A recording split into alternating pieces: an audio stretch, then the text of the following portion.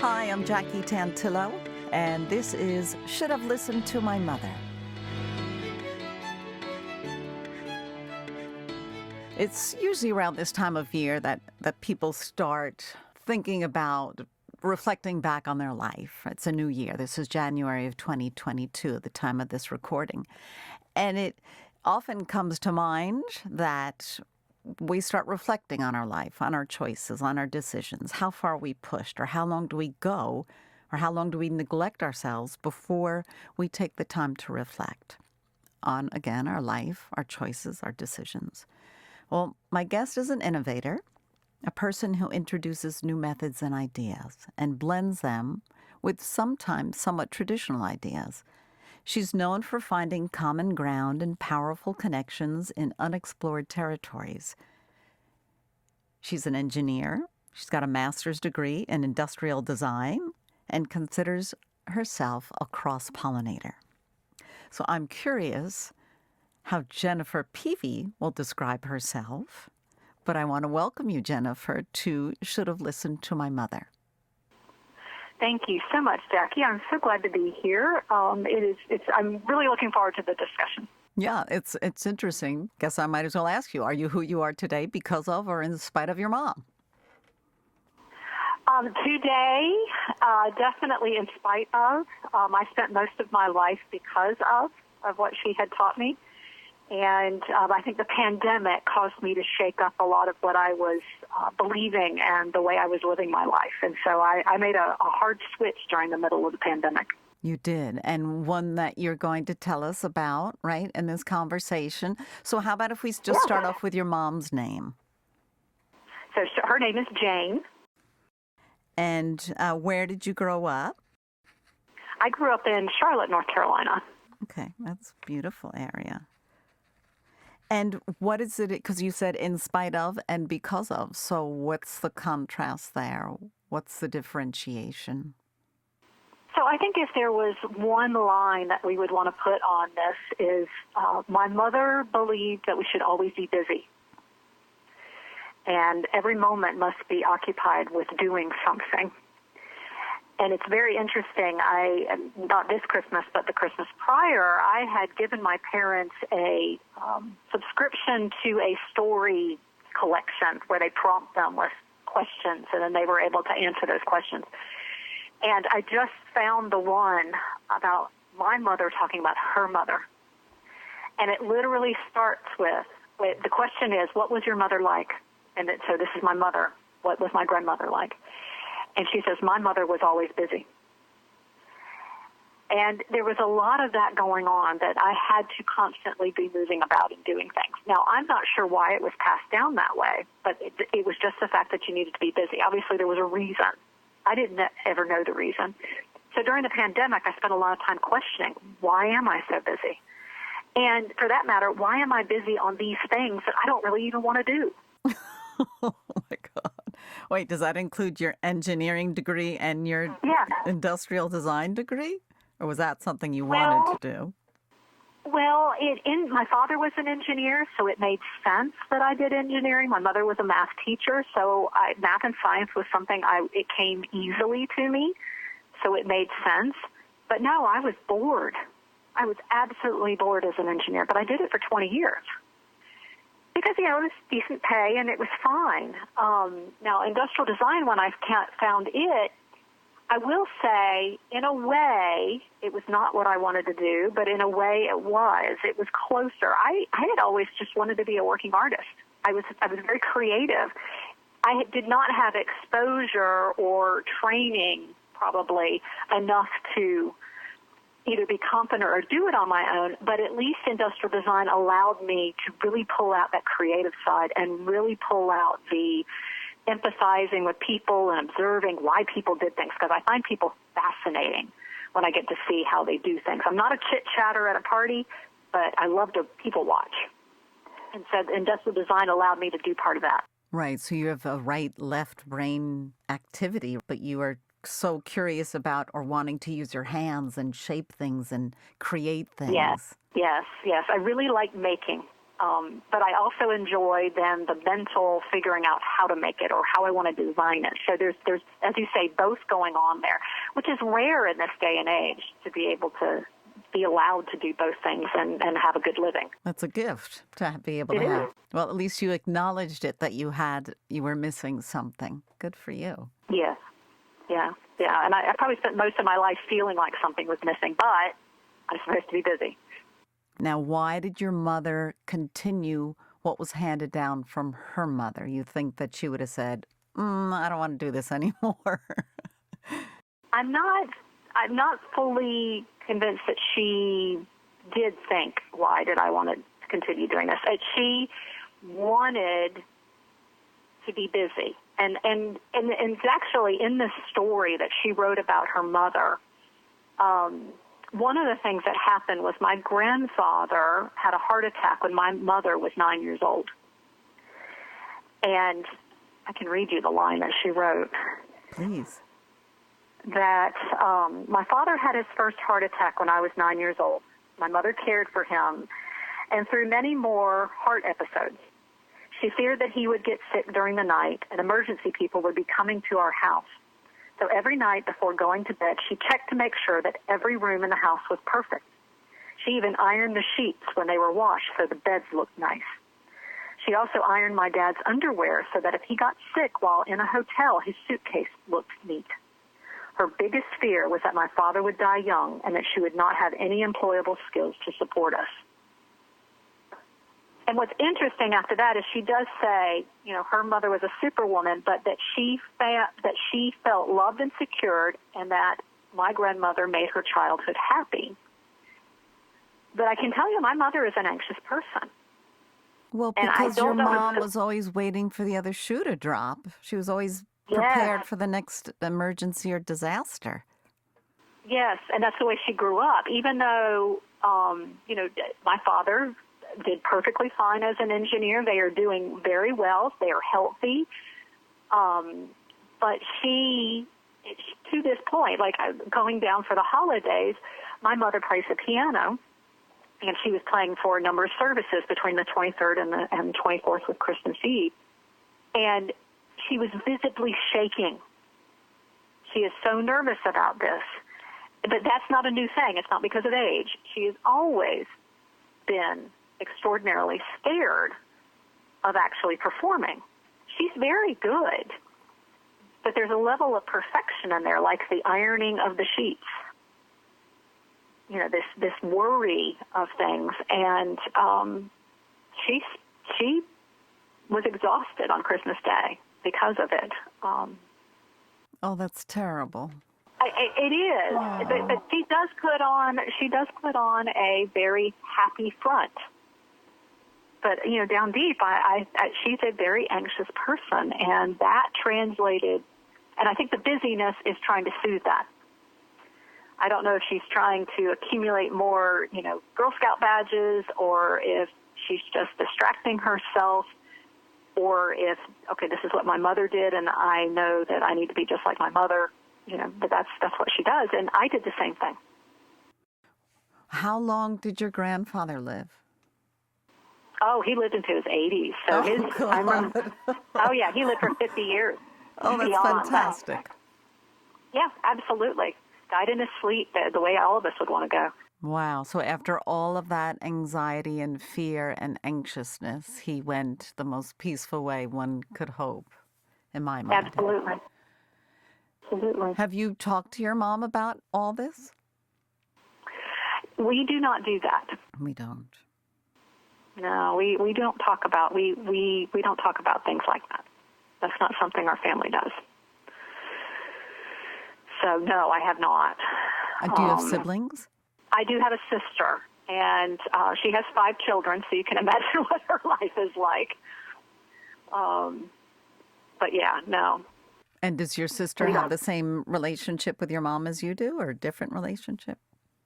It's a little bit different, but it's similar in it only goes to a certain depth. And my sister and I do not have a deep relationship either. And part of that is she has 5 children. She just doesn't have time. So, but that's kind of waned over time as well. Did you just find this recently, the story that your mother wrote about her mom? I did because they spent all of 2021 writing these stories, and now the project is complete and it's time to edit it.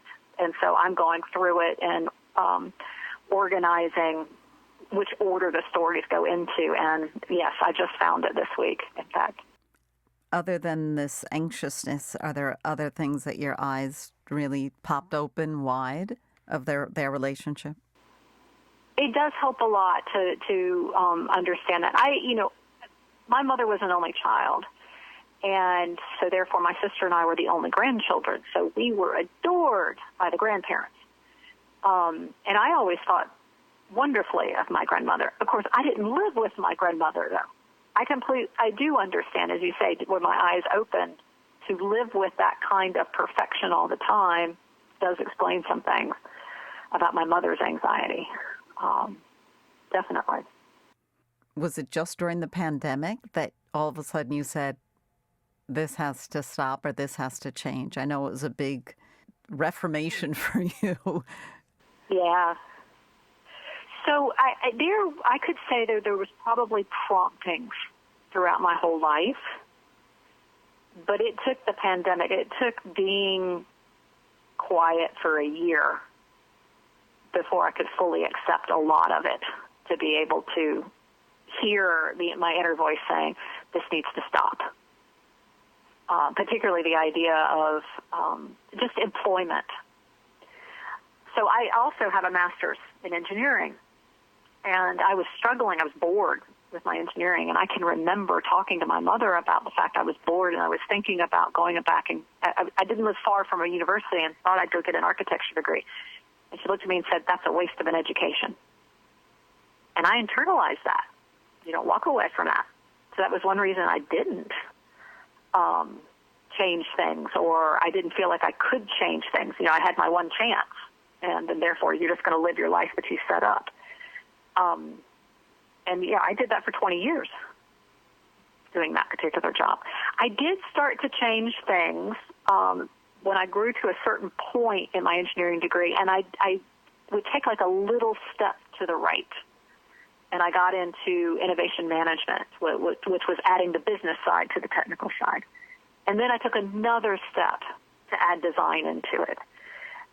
But it was really when I left corporate America that was the biggest step. And I still went and got a job. I ended up working at a university for about a year under a contract. But the pandemic was the first time where I said, I'm going to take care of myself. And I'm not going to worry. And it took a long time for me not to say, I have to get a job, I have to get a job, I have to get a job. Because I did, and I'm sorry, that's probably not clear. I went into the pandemic when the contract was over. And I had another position that I was interviewing for, and then everything fell through because of the pandemic. So I spent a lot of time in the pandemic unemployed. So the anxiety of the fact I must be employed and I must be busy really plagued me a great deal. Absolutely. We don't know how long this is going to last. We put pressure on ourselves to figure something out as the responsible one, as the one that's got to be in control. Every minute we got to be doing something. Yeah. Well, and what was interesting, so what I ended up doing was going back to the idea of reflecting. I knew that my intuition was high. And I knew that if I had a place where I could think about things, that I would start that cross-pollinating. I would start seeing things. I would start putting things together, and I would see new possibilities. And so while I couldn't stop completely, I would create space, or I would put a task on my list, so to speak, that I'm going to sit and reflect. And I'm going to spend a moment of quiet thinking about what I was going to do and whether I even wanted to do it. I would think about my options, and I would think about how I felt about those options. And that was also another big thing because, my family, we don't talk about a certain level of depth. A lot of it is we don't talk about our feelings. Did anything that was kind to our mother, it would make her cry, and that would make her angry. And I think that's part of that anxiety as well, is we didn't talk about our feelings. So the idea of knowing how I felt about something, it was a foreign thing to me. So I spent some time in the pandemic also listening for how I felt. Did I like this?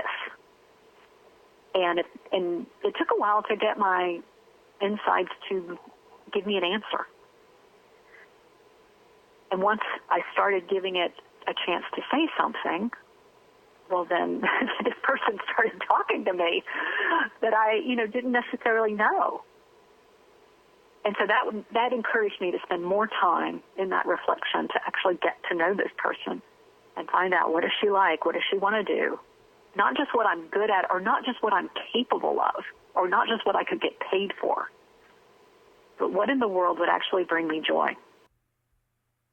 It's like the artist's way. You have to go down deep, and it takes time. Sometimes it's a couple steps forward, a couple steps backwards, and then you keep hopefully moving in that forward direction.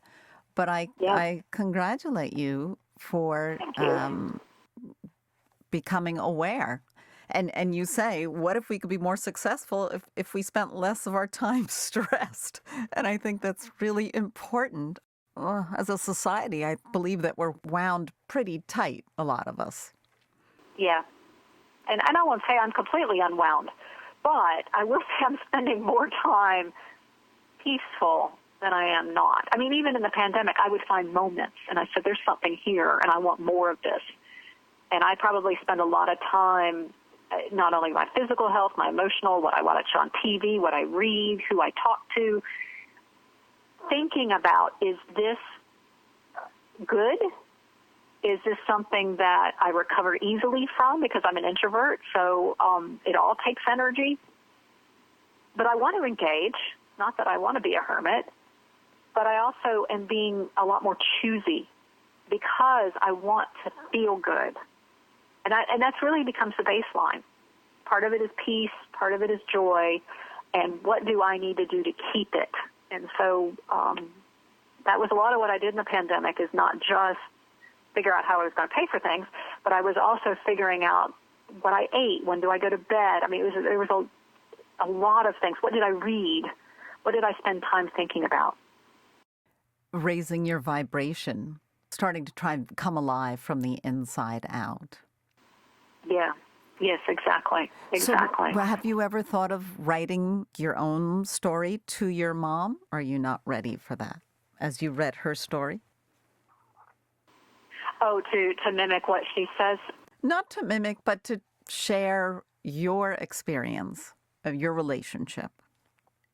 I quite honestly think it would hurt. Not that I would say something, but that it would hurt her, but I think whatever I would say would upset her. I don't see it as a positive outcome because of her anxiety. We honestly in a family live in a very facade, and just everything is okay, and don't go deep. Don't rock the boat. Is she physical? Would you guys embrace as a child? Was she loving and hugging? No, not at all. And that's also handed down. And my great-grandfather was in the Civil War, and he came back with TB. And my great-grandmother was scared that if she had sex with him or embraced him, that she would transfer it to the children. And so, therefore, she didn't hug the children. And so my grandmother did not hug my mother, who did not hug me. So, no. And she has only told me she loved me once in her whole life. What? So, yeah. Wait, yeah. And how old were you? Like, how long ago? Was this recently or when you were 30. I was in my 30s. I was infertile, and it was during a lot of that. Did it blow you away when you heard that? It was, well, I was in a very low moment. I couldn't have children. My sister was, obviously popping out lots of children, and I couldn't. And quite honestly, for me, that whole busyness and the anxiety, it was it was like this was my last thing I could do to try to make my mother happy, was to give her a grandchild, and I couldn't even do that. Oh, but that's you're having your babies to make you happy, not just your mom happy. I know that now. No, I'm so sorry. So when she said that, I love you, can you see, sense, and feel your reaction? I froze. I froze. I did not know what to do at that moment. I was crying. I was low anyway, and so I leaned into that crying. Did she realize what she had said? I don't know. I don't know. Wow. I don't know. So if you could write something to her, a couple of lines, what would you say to her?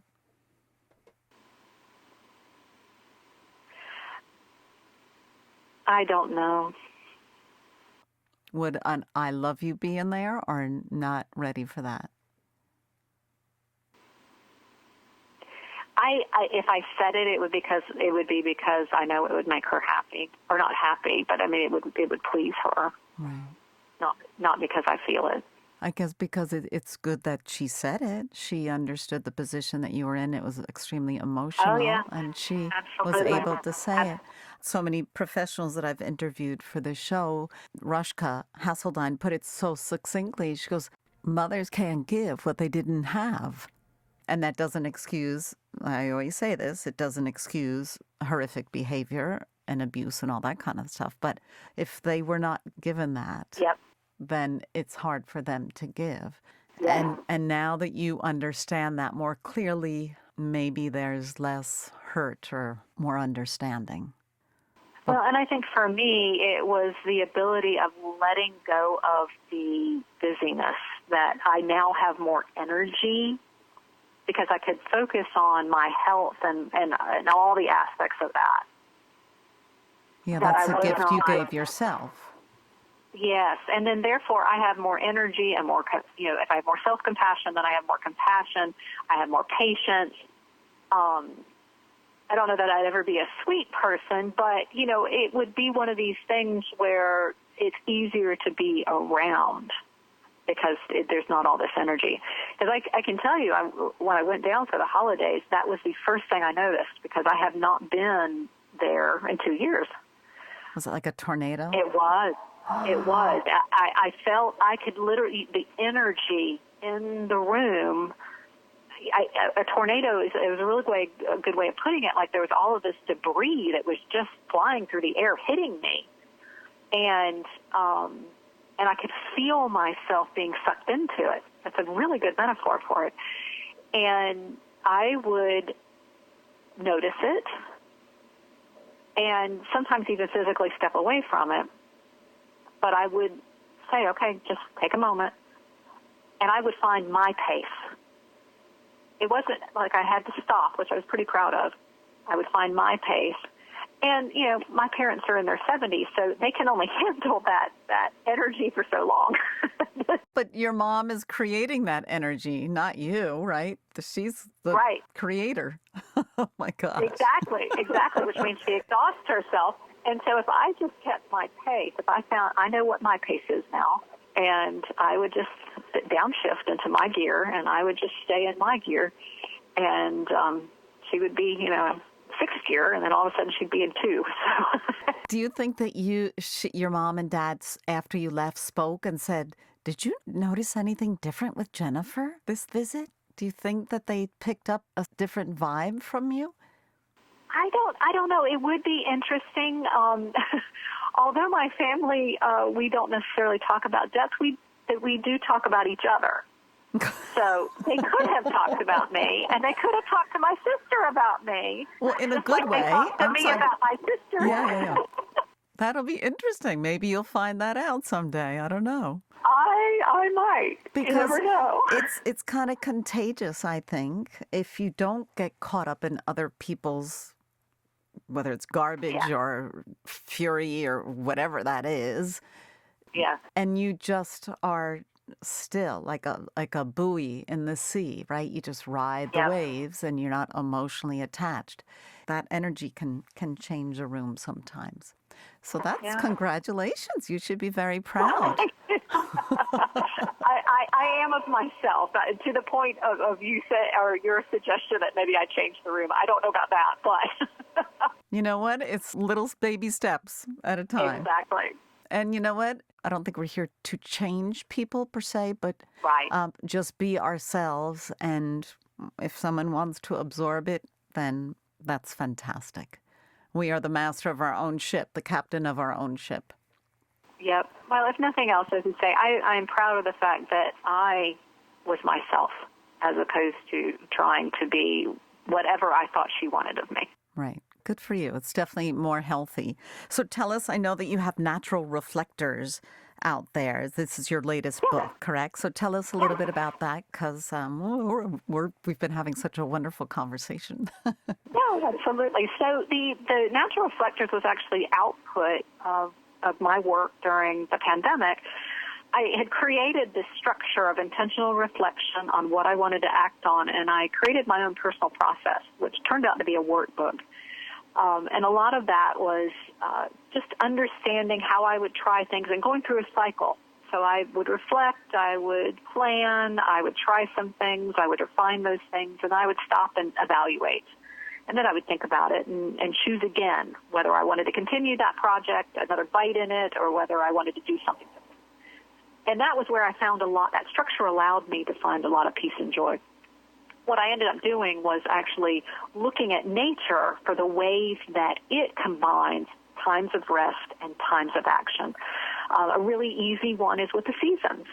Here in the Northern Hemisphere, we're going into winter and it's cold and the animals and the trees are all hibernating. So a time of more reflection or a time of more dreaming. In fact, this is what I'm doing right now. January, as opposed to resolutions, I am dreaming. And so the book itself, Natural Reflectors, is not necessarily my process, because that was part of when I started sharing my process with people. They said, well, this is interesting, but there are so many ways that nature does this. So my book goes into the idea of having a personal process that has the elements of reflection and action, but then how to look to nature for what resonates with people. There may be something completely different than what I do that would be interesting to them. And then finally, how to actually apply that to one's life. So the idea of trying some things out, being able to understand if it worked, and then making choices on how to move forward. There are a number of stories in there to hopefully bring some inspiration. And what I'm working on right now actually is that workbook to follow up with that. Oh, good. And it's available on Amazon, because I'll put the Amazon link in my Simplecast page. Is that right? If people are interested? Yes, absolutely. Oh, fantastic. I love that you spent this time in a productive way. Oh, it's been so stressful for so many people, and you're able to turn it around. Yes, it's still stressful, but you spend some time trying to better yourself, and I think that's absolutely wonderful. Check out Natural Reflectors. And it's about shifting perspective. And if we just start getting those wheels spinning, I think it can help all of us. Jennifer Peavey, her last name is spelled P as Peter, E-A, V as Victor, E-Y. Jennifer Peavey, thank you so much for joining us on Should Have Listened to My Mother. Thank you, Jackie. This has been a wonderful discussion.